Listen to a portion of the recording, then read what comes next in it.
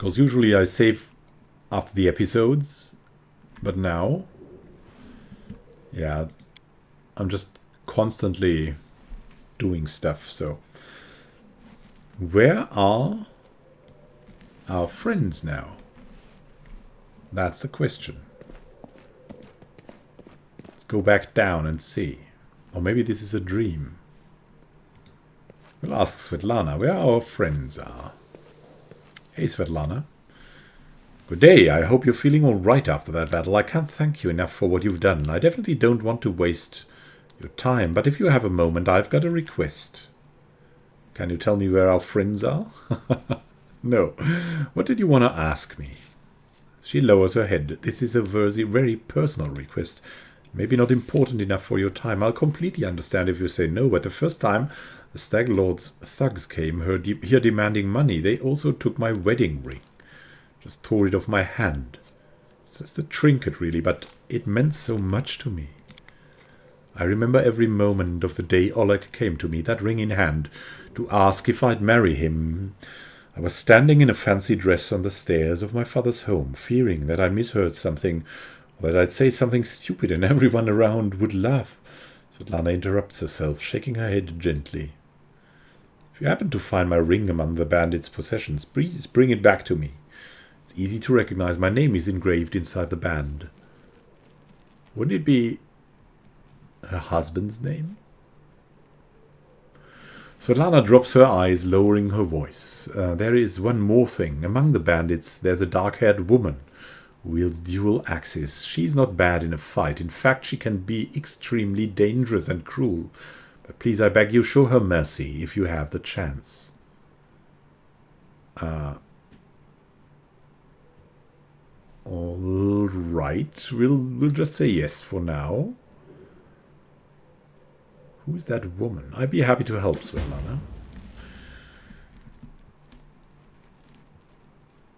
I'm so grateful for your help.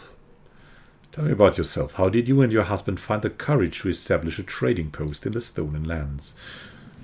It was Oleg's idea, though I supported him in it. We didn't realize how dangerous it was here. Of course, in Restov, everyone respects the sword lords, and everyone's accustomed to relying on them. Even the mention of someone like Lady Gemandi could be enough to fend off a street thug or some other trouble. It could maybe even work in some places here, but not with the Stag Lord's men. And what can you tell me about that Stag Lord? You personally. He's not just some average bandit. No one puts a stop to him. He'll turn the Stolen Lands into his personal kingdom.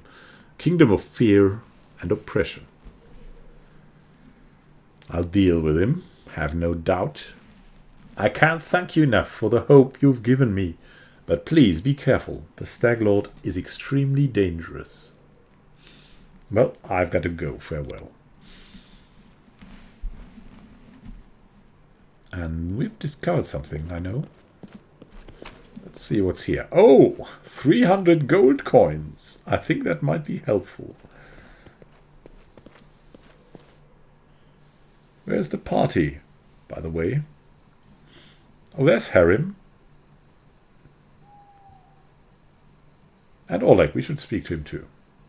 Greetings. Oh, the wolf speaks to him. Woo! Oleg seems to be in a good mood and greets you warmly. You certainly ruffled those villains' feathers, and we stayed in the feathers for a while. Well, anyway, new day, new troubles. Have you seen the fog? Never seen anything like it before. The road to Restov looks like someone spilled milk, and it just hung in the air. I couldn't see anything through that soup, not even with a talk. Feels like witchcraft to me. I bet the Stag Lord's involved somehow. Rumors say he deals with all kinds of bad magic. Ah. So we'll try to get all the info we can get, and also I like the dialogues. Tell me about yourself, Oleg.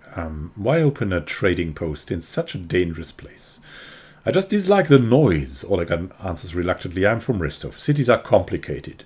Lots of people, and each with their place on the shelf. Bow before this one, fear this other. Don't do business with the third, but be sure to be extra nice to the fourth, and villages are a little better. Everyone likes to stick their noses into each other's business. I just wanted a place where I could be my own master. So I ended up here. Nowhere. I hope this pays for you. How are things going in the trading post? We're doing all right, I'd say. I couldn't even say we're doing pretty well, thanks to the wise decisions and protection of your grace. You know, you had me worried for the moment back in the capital. I almost thought you were going to double our taxes, make a beggar of me. You have such a house, you're not going to be a beggar, right? Well, I need to take care of that Staglord. Do you know anything that could help me find him or defeat him? It's quite a task you set yourself on. The Staglord has a fortress somewhere in the area, but only a few chosen from the most trusted of his rabble are ever invited. The location of the fortress is a heavily guarded secret, and with this fog hanging around, I'd imagine it'd be even harder to find. I suppose you could try to follow the trail of those bandits who have attacked the post before. The tracks are still fresh enough, last I saw, might lead you to the fortress, or at least back to someone who might be able to tell you about it. What else can you tell us about the Staglord? Not much. Like I've sat down and shared a cup of wine with the man, you know. But I think he arrived in the Stolen Lands less than a year ago, from what I've heard. But soon as he got here, he took over everything.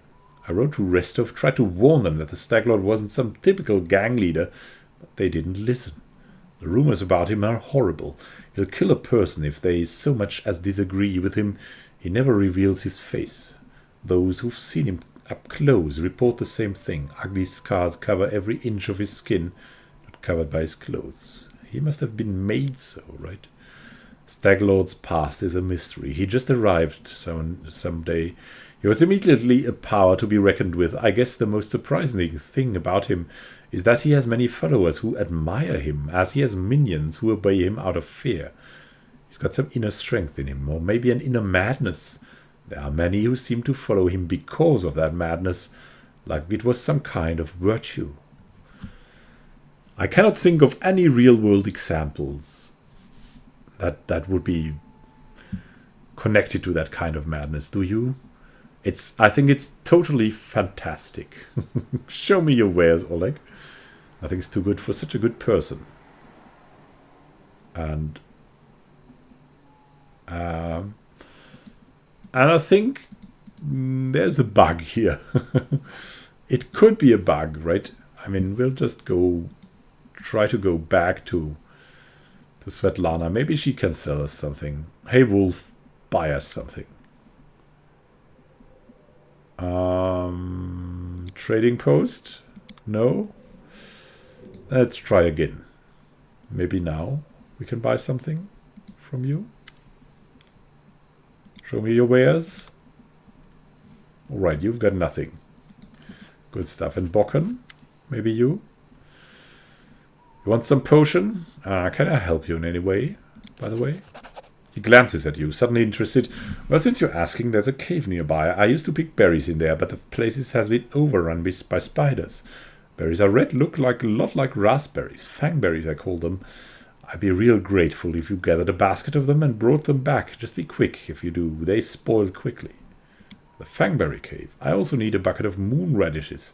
They're a rare and mysterious plant. I don't know where to find them, but I know that kobolds rather gather them and value them highly. Not a huge deal, really. I'd do it myself if I were younger, but if you're willing, I'll pay you. 3 potions for the berries and a purse full of coins for the radishes. And why do you need fangberries and moon radishes, Bokken? You want to know, huh? Well, I'll gladly tell you after you bring some to me. All right, I'll try to help. The spider cave. Bring it to Bokken before the spoil. That will be cool, I think. Remind me what you do here. Okay, he's the herbalist. So show me what you have. He's got nothing, I'd say. Now let's collect the group, right? Hey, Wolf. Harrim pulls his beard, muttering something that could be either prayers or curses. Having noticed you, he winces. Oh, what? Ah, that's you, Oakling. Ah, oh my god. I want to have nothing to do with you. Leave. No. Harrim. Should we ask him about his past? Since we're in a dialogue mode right now. Have I startled you? I'm sorry. No, don't worry about that. It was just contemplating the futility of existence, the worthlessness of the universe. The way of greatness are too great. My humble mortal mind can't grasp them in whole, but I do what I can. Harrim smiles apologetically.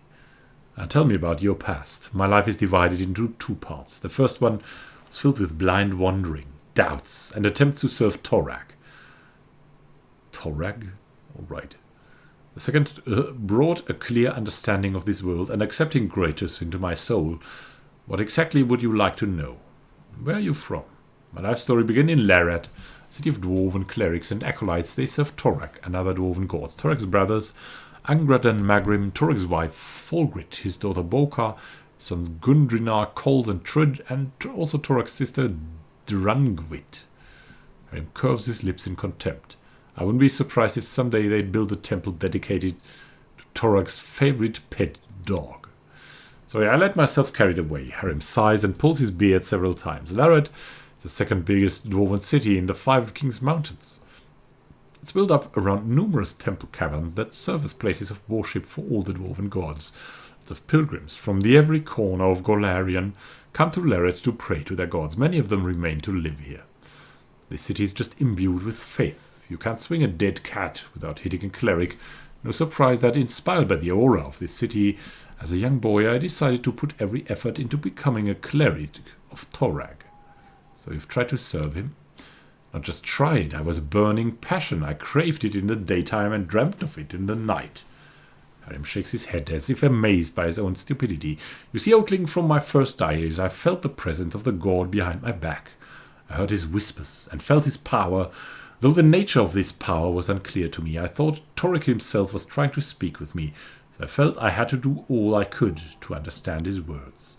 What a naive fool I was. I had no idea that Torag, this uncompromising and big-headed object of reverence to all dwarves, was capable of treason. He's turned away from me, Oleg. He's left me in the hour when I put all my hopes in him and desperately needed his support. Torag is a god of craftsmanship, so every follower, especially the clerics, must smith his own suit of armor. The day when this work is finished becomes a second birthday to a dwarf, for he is newly born in the eyes of Torag. He sighs heavily and falls silent for some time. My second birthday has never come. I couldn't make armor or sword, not even a simple nail. My hammer smashed my fingers and fell on my feet. Melted iron burned my hands. Clerics laughed while healing me. They used to say I was cursed by Torag, so finally I gave up on any attempts to please the traitor god. Oh my god. The clumsy dwarf. Even if Torag has really rejected you, is this a sufficient reason to leave your homeland? Yeah, that would be interesting to ask. You don't know how much about dwarves if you think otherwise. Harrim lets out a sad sigh. How can someone cursed by Torag go on living in a city where every single soul bows before Torag? I was alone, disgraced, humiliated, insulted. A lone tear glints in the light before sliding down Harrim's cheek and hiding in his beard. I was trying to drown my sorrows in wine, but even the owner of the cheapest pub used to laugh at me while putting a mug before me. I couldn't take it any longer. I wanted it all to end. There was only one thought that kept me going and prevented me from putting an end to my life. I still heard the divine whisper behind my back. It was faint, so faint it took me several years to hear it clearly. But having heard it once, I could never forget it. It was obvious that one of Lorad's deities favored me, so I left the Five Kings Mountains and went on searching. I didn't think the dwarves ever worshipped Groitus. How did you learn about him? Oh, that blessed day became the beginning of my new life. Alone and abandoned by all, I was spending many dull hours in a filthy tavern by the road. I can't recall the town nor even the country where that happened. I had no money, and all I could afford was a hunk of stale bread. I was tired and almost fainting from hunger. And that was the moment when the whispers for my god became more clear. It was like he was calling me somewhere. At last my sufferings came to an end. It was a miracle, Oleg, and I paid full price for it with my own torments. Unable to control myself, I went out to the tavern and headed to the nearest forest. There I found the ruined temple of Aroden, the lost god. Several figures clad in robes were holding a silent service there, and this service was dedicated to a god I knew nothing about. No one of them minded when I stood beside them. For the first time in my life I felt myself at home. My new brothers told me that they were clerics of Kratos, the god of end times. They were traveling around Golarion, spreading the teachings of Kratos despite all the persecution, contempt, and misjudgment from other people. I gladly shared this burden with them, for now I knew exactly whose voice had whispered to me through all those years. Come on. He chose to travel with us. We don't want him. No, we don't want to talk to the. No. I mean, we're neutral good. We won't ask this. If we were chaotic good, maybe. If we were chaotic neutral, we would ask this. What else would you like to tell me? Would like me to tell you, Oakling? Well, wow, there's much to learn here. I'd like to learn more about the dwarves here. Most of the dwarves are self-complacent, stubborn, severing Torak. They don't deserve my good attitude, but you can ask what you want to know. I'll try to answer. Oh, tell me about the Five Kings Mountains. The Woven Kingdom is located to south from here. It has survived lots of trials and tribulations. There are more yet to come. Harrim strokes his beard, contemplating. There's no unity among the dwarves, Oakling. The Five Kings rule over our people. They sit on the thrones of the 5 biggest cities, and with every passing day, it's getting harder for them to come on to an agreement. The only thing uniting the Five Kings Mountains is the sky citadel of High Helm. It's the greatest dwarven fortress in the heart of the mountains. Have they always lived on the surface? Oh no, somewhere eons ago all dwarves used to live deep beneath the surface. They were doing rather well, judging by historic records. They built fortresses as befitted noble dwarves, but our restless god Torak sent us a prophecy, the quest for sky. He ordered all the dwarves to abandon their fortresses and press upwards to show their beards to the sun, so to say. The quest for sky. This journey was long and bloody. Many dwarves perished on the way, others turned back. And the sunburns were terrible, right? The sunburns. Having decided to stay in their ancient strongholds, eventually they turned into evil Dwergar, or grey dwarves. Those who survived reached the surface and founded the Sky Citadels, the most glorious cities in dwarven history. That sounds crazy. Did they build spaceships? Tell me about the Sky Citadels. Oh, those are the peaks of creation. Those are glorious cities built by ancient dwarves who reached the surface of Golarion after many years of hardships. Harrim's eyes glitter with admiration. They are steadfast, tall, magnificent. They are beautiful. The 10 citadels were built by dwarves, but we've managed to hold on. Only few of them. The few citadels crumbled, and orcs, the sworn enemies of our people, trampled the blessed streets and ruined the gorgeous palaces of the ancient kings. Harrim's eyes are misty with tears. These were heavy losses and a disgrace to our people, Oakling. High Helm is the jewel of those remaining citadels. It is located in the heart of the mountains and the heart of every dwarf. Yes, in my heart too. There's a dwarven saying that if an enemy reaches High Helm, all the dwarves from every corner of the world will come to defend it. Harrim casts a sad glance at you. I'll be there too, not to help the citadel's defenders. I want to witness the fall of our people with my own eyes to mourn it. I'll fall down the cold stone and raise my final prayer to Kratos. You're a very strange man. Dwarf. I've got some other questions. Thanks for the conversation. We'll talk later. I need a pause. I'll be happy to continue our conversation later.